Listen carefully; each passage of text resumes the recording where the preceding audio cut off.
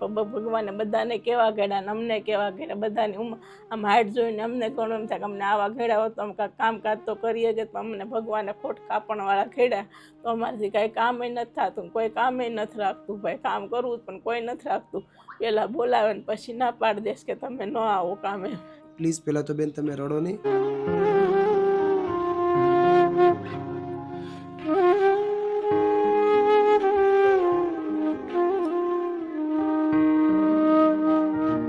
તો ભાઈ પહેલા તો મારું નામ નિલેશભાઈ છે, તમારું શું નામ છે? મારું નામ સોલંકી જયદીપ અમરસિંહભાઈ સોલંકી છે. અને બેન તમારું? સોનલબેન અમરસિંહભાઈ સોલંકી. તો બેન હાલમાં શું તકલીફ પડી રહી છે?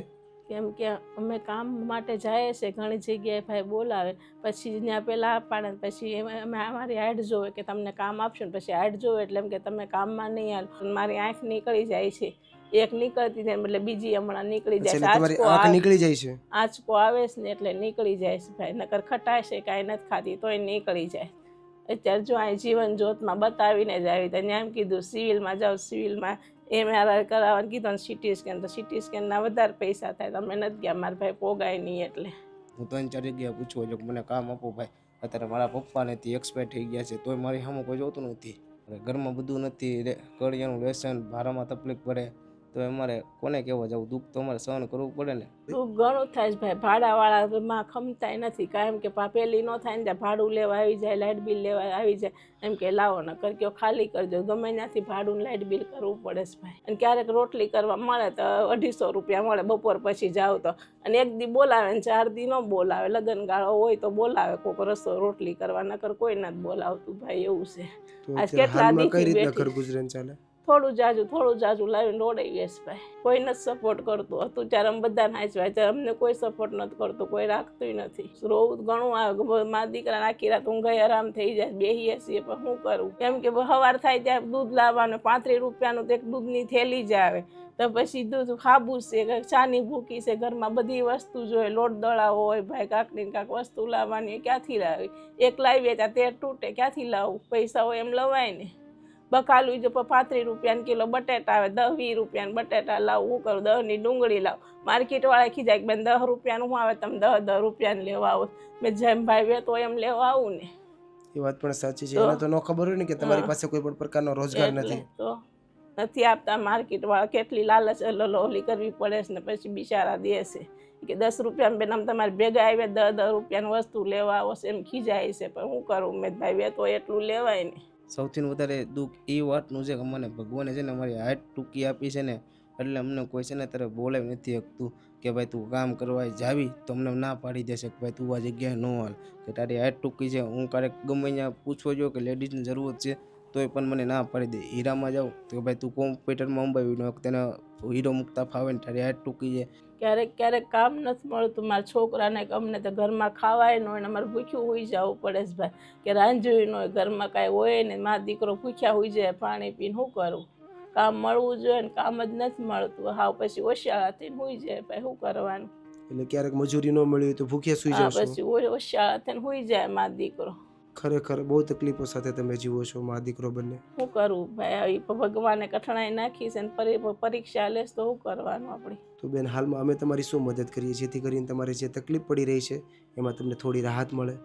અમને એક કેબિન મૂકી જો, મારા દીકરાનું રોજગાર હાલે, અને તો તમારી પાસે સગવડ હોય તો થોડું ઘણું કરિયાણું નાખી દો તમારા ઘરમાં હાલે. મારા ભાઈ બીજું કાંઈ નથી જોતું, ભગવાન તમને હોવરા ના કરે, મારા ભાઈ એટલું કરજો તો અમારે કેમ કે રોજગારી ચાલુ થઈ જાય, મારા દીકરાનું ગુજરાન હાલે એમ. મને કોઈ કેબિન મૂકી દે ને તમારો કામ ધંધો ચાલ્યા કરે. એટલે તમારે મહેનત કરવા માટે કેબિન જોઈએ છે? મહેનત કરવા માટે મારે કેબિન જોતું છે ખાલી. હું મહેનત કરી શકું છું પણ મને કોઈ બોલે નથી, તમે મને કેબિન આવી જાય હું મહેનત કરી શકીશ, નહીં કરી શકું ખાલી કોઈ કેબિન મને મૂકી દે ને તમે આગળનું મહેનત કર્યા કરીશ. કંઈ વાંધો નહીં, તમે ચિંતા નહીં કરો. આજે અમે ચોક્કસથી તમને કંઈક એવી રોજગારની વ્યવસ્થા કરાવી દઈશું કે તમે એક જ જગ્યાએ બેસીને મહેનત પણ કરી શકશો અને તમારા જીવનમાં આગળ પણ વધી શકશો. ઠીક છે, તમે બિલકુલ ચિંતા નહીં કરતા.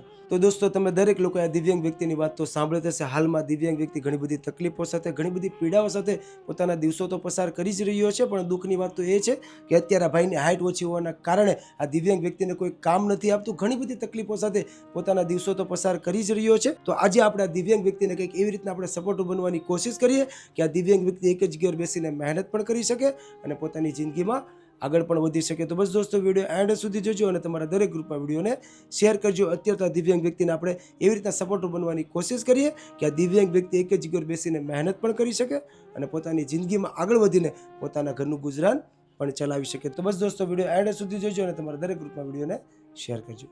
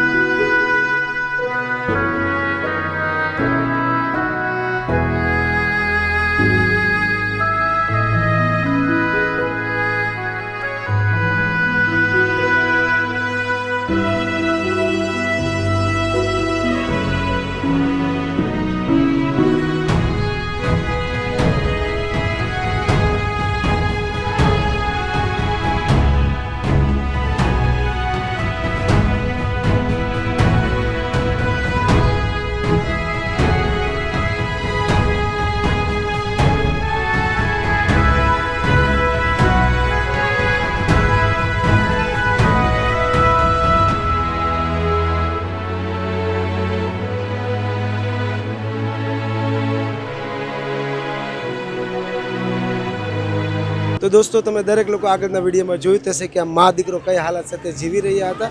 આજે આ પરિવારને મહેનત કરવી હતી, જીવનમાં આગળ વધવું હતું, પણ આજે આ પરિવાર પાસે કોઈ પણ પ્રકારનો સપોર્ટ ના હોવાના કારણે તકલીફો સાથે જીવતા હતા. પણ આજે આ પરિવારની પરિસ્થિતિને ધ્યાનમાં રાખીને આ પરિવારને આપણે એક સરસ મજાની રોજગારની વ્યવસ્થા કરી દીધી છે, જેથી કરીને આ પરિવાર એક જ જગ્યાએ બેસીને મહેનત પણ કરી શકશે અને પોતાની જિંદગીમાં આગળ પણ વધી શકશે. તો ભાઈ, આજે તમારી રિક્વાયરમેન્ટના હિસાબે તમારા માટે એક સરસ મજાની રોજગારની વ્યવસ્થા તો થઈ જ ગઈ છે. તો આજે કેવું લાગે છે? સારું લાગ્યું, અમને હવે ધંધો કરી શકશું. બહુ સરસ લાગ્યું મને. હવે તકલીફ નહીં પડે ને મહેનત કરવામાં? નહીં પડે ભાઈ. કેવું લાગ્યું છે બેન આજે? સારું લાગ્યું. હવે અમારું ગુજરાન અમે ચલાવી શકશો કે તમે અમારી મહેનત કરીને અમને સપોર્ટ કર્યો, બહુ સારું કર્યું મારા ભાઈ. અમારી રોજગારી હવે અમારા તો હાલ્યા કરશે ને અમારું ગુજરાન હાલ્યા કરશે એમ અમારા ભાઈ. બિલકુલ સાચી વાત છે. હવે તમારે રખડવું નહીં પડે અને ક્યાંય ભટકવું નહીં પડે. હવે તમે એક જ જગ્યાએ બેસીને મહેનત કરી શકશો અને તમારી જિંદગીમાં આગળ પણ વધી શકશો. અને બેન, આજે આ સંપૂર્ણ રોજગાર માટે જેણે સપોર્ટ કર્યો છે, એમનું નામ તો જો કે એને કહેવાની ના પાડી છે, પણ એ લંડનના રહેવાસી છે. આજે એ બહેનના સપોર્ટથી, સહયોગથી તમને એક સરસ મજાનો રોજગાર મળ્યો છે. તો તમે આજે બહેનને કંઈ કહેવા માંગતા હોય તો બેન? એણે અમારું રોજગારી આપીને અમને મહેનત કરવાનું આપ્યું. એમને ભગવાન તન મન ધનથી સુખી રાખે ને એમને ભગવાન 100 વર્ષના કરે મારા ભાઈ. તમને ભગવાન 100 વર્ષના કરે. થેન્ક યુ સો મચ બેન, થેન્ક યુ સો મચ. તો ભાઈ, આજે આપણને જેણે આ કાર્ય માટે સપોર્ટ કર્યો છે, એ બહેનને તમે કંઈ કહેવા માંગતા હોય તો?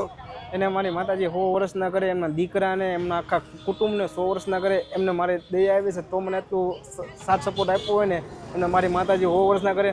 Thank you so much, thank you so much. બસ મહેનત કરો, આગળ વધો. આજે તમારી પાસે મહેનત કરવાનું કોઈ સાધન નહોતું, પણ આજે બહેનના સપોર્ટથી, સહયોગથી તમને એક સરસ મજાનો રોજગાર મળ્યો છે, જેથી કરીને તમે એક જ જગ્યાએ બેસીને મહેનત પણ કરી શકશો અને જીવનમાં આગળ પણ વધી શકશો. અને આગળ મહેનત કરવામાં કંઈ તકલીફ પડે તો ચોક્કસથી અમને કહેજો. અમારા સાઈડથી અમે ચોક્કસથી પ્રયત્ન કરીશું કે તમે આગળ વધારે મહેનત કરી શકો અને જીવનમાં આગળ વધીને તમારા ઘરનું ગુજરાન પણ ચલાવી શકો. ઠીક છે? તમે બિલકુલ ચિંતા નહીં કરતા. તો થેન્ક યુ સો મચ બેન. આજે તમારા સપોર્ટથી, તમારા સહયોગથી આ દિવ્યાંગ પરિવારને જે પણ મહેનત કરવામાં તકલીફ પડી રહી હતી, એમાં આજથી આ પૂરા પરિવારને બહુ મોટી રાહત મળશે. હવેથી આ પરિવાર એક જ જગ્યાએ બેસીને મહેનત પણ કરી શકશે અને પોતાની જિંદગીમાં આગળ વધીને પોતાના ઘરનું ગુજરાન પણ ચલાવી શકશે. તો આજે લાઈફ હેલ્પર ચેરિટેબલ ટ્રસ્ટની પૂરી ટીમ તમારો દિલથી આભાર વ્યક્ત કરે છે. તમે જ્યાં પણ હોય ત્યાં ભગવાન તમને અને તમારા પરિવારને તન મન ધનથી તંદુરસ્ત રાખે. થેન્ક યુ સો મચ બેન. આજે તમારા સપોર્ટથી, તમારા સહયોગથી આ બેનને એક સરસ મજાનો રોજગાર મળ્યો છે. અમે તો ચિંતા કરતા હતા કે અમારે ઠેકાણે રખડવું પડે, કામ મળે ન મળે, રોટલી કરવા જાય કે રોટલીનું કામ મળે કે ન મળે, છોકરાને પહેલાં બોલાવે, પછી કોઈ હાઈટ જોઈને કામ નહોતું આપતું મા દીકરા કે તમારી હાઈટ નીચી છે તમને કામ ન આપીએ. એ રીતે કરતા હતા બધા અમને મા દીકરાને. હવે તકલીફ નહીં પડે ને? હવે નહીં પડે મારી ભાઈ. તમે રોજગારી કરતી હતી, હવે મારે થોડું ગુજરાન આવ્યા કરશે ને અમારામાં ત્યાં મા દીકરાનું થઈ રહે તમ તારામાં. બસ મહેનત કરો અને આગળ વધો. ઠીક છે? કંઈ વાંધો નહીં. સારું, ચાલો અમે રજા લઈએ છીએ. અમને ને અમારી પૂરી ટીમને એવા આશીર્વાદ આપજો કે અમે તમારી જેવા વધારે લોકો સુધી પહોંચી શકીએ અને વધારે લોકોની મદદ કરી શકીએ. ઠીક છે? સારું, ચાલો અમે રજા લઈએ બેન.